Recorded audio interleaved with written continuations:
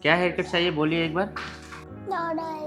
நத்தான பார்த்துக்க நான் இங்க காதிருக்கேன் நெஞ்சு ஏங்கிருக்க Left side.